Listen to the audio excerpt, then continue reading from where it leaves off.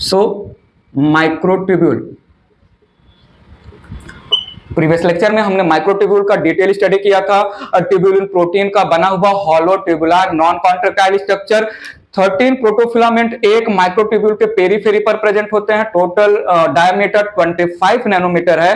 Cavity का diameter 15 nanometre है। थोड़ा समझिएगा प्लीज। यहां पर अगर मैं कंसिडर करूं ये एक hollow tube like non contractile tubulin protein का बना हुआ माइक्रोट्यूब्यूल है।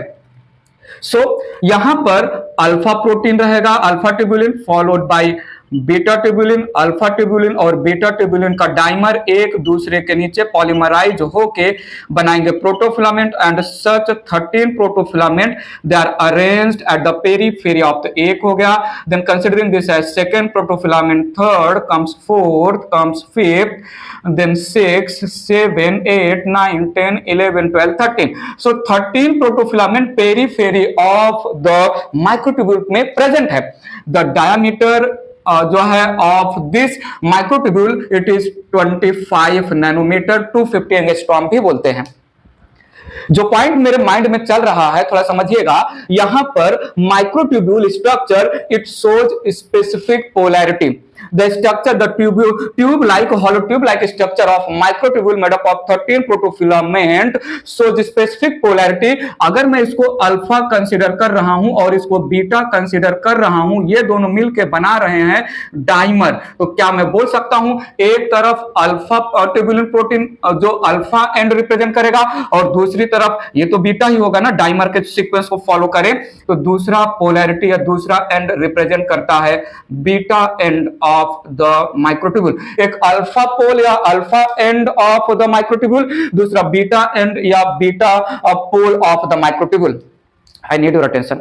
ये जो है अल्फा एंड है और बीटा एंड है, समझिएगा। बीटा एंड में एक मैंने ट्रिक लिया है, BAP, बाप। बीटा एंड के 3 नाम मैं दे रहा हूं।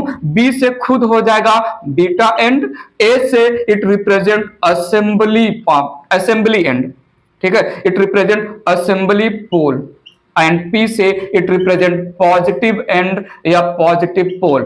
समझिएगा बात मैंने क्या रख दिया, ठीक है। तो समझिएगा, अगर मुझे माइक्रोट्यूब्यूल का इलॉन्गेशन करना है तो नए डाइमर, माइक्रोट्यूब्यूल्स का इलॉन्गेशन करना है by addition of new dimer in the existing structure, तो न्यू डाइमर वो बीटा एंड से इंटर करेंगे, पॉलीमराइज होंगे। So this I am representing as dimer, ठीक है। तो dimer can I say added at beta end of microtubule, beta end of microtubule for further elongation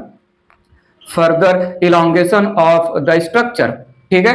बात पकड़िएगा। So beta and पर नए dimer add होते जाएंगे जिसकी वजह से the length of the microtubule increase होता जाएगा। बीटा एंड को हमने असेंबली एंड बोला, जहां पर माइक्रोट्यूब्यूल वो असेंबल हो रहे हैं, माइक्रोट्यूब्यूल के यूनिट अल्फा और बीटा डाइमर, इसको हमने पॉजिटिव एंड या पॉजिटिव पोल बोला। सो क्या आप बोल सकते हो अल्फा एंड को क्या क्या नाम रख सकते हैं? Just opposite. सो अगर आपको बीटा में बाप ये एक ट्रिक है याद हो गया तो आप अल्फा एंड को जो है हाईलाइट कर सकते हैं।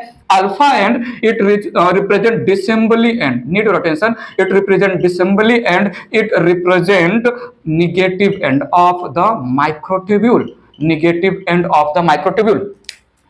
From beta end, elongation of the microtubule will occur due to addition of new dimer, whereas from the alpha end, for shortening of the microtubule, length को छोटा करना है तो हम अल्फा एंड से डिसेंबली ऑफ डाइमर करके shortening of microtubule कर सकते हैं। माइक्रोट्यूब्यूल का इलॉन्गेशन, माइक्रोट्यूब्यूल का शॉर्टनिंग, ये जो है सेल साइकिल सेल डिवीजन वाले चैप्टर में जो है मैं इसके फंक्शन आपको मेंशन किया था ना, एनाफेजिक मूवमेंट ऑफ क्रोमोसोम, वहां पर ये जो मैं बोल रहा हूं जस्टिफाई करूंगा। Disassembly end because from alpha end due to removal of dimers microtubule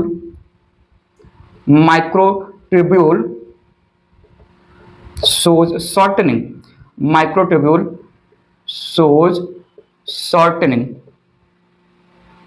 याद रखिएगा, अल्फा एंड से हम माइक्रोट्यूब्यूल के लेंथ को कम कर सकते हैं by removal of the dimer, जो अल्फा और बीटा ट्यूब्यूल के बने हैं, इसलिए इसको निगेटिव एंड डिसेंबली एंड बोला। बीटा एंड से हम नए नए डाइमर को जोड़ के इलॉन्गेशन कर सकते हैं। ये एक पॉइंट मेरे माइंड में चल रहा था रिलेटेड टू माइक्रोट्यूब्यूल। एक ऐसे वर्बली बोल दे रहा हूं, जल्दी से मेंशन कर लीजिएगा। इंटरमीडिएट फिलामेंट में मैंने 3 प्रोटीन मेंशन करवाए थे, लाइमिन, विमेंटिन, ठीक है, लाइमिन, विमेंटिन और एक प्रोटीन था, एक और प्रोटीन ऐड करते हैं केराटिन, ठीक है। डेस्मिन, लाइमिन और विमेंटिन ये मैंने मेंशन करवाया था। एक और प्रोटीन मेंशन कर लीजिए, केराटिन प्रोटीन भी बनाते हैं इंटरमीडिएट फिलामेंट, ठीक है। सो इंटरमीडिएट फिलामेंट में 4 डिफरेंट टाइप के प्रोटीन हो जाएंगे, 3 रिप्रेजेंट किया है, विमेंटिन, लाइमिन, डेस्मिन। आज एक और बोल दे रहा हूं इस लेक्चर में, केराटिन मेंशन करके रखिएगा।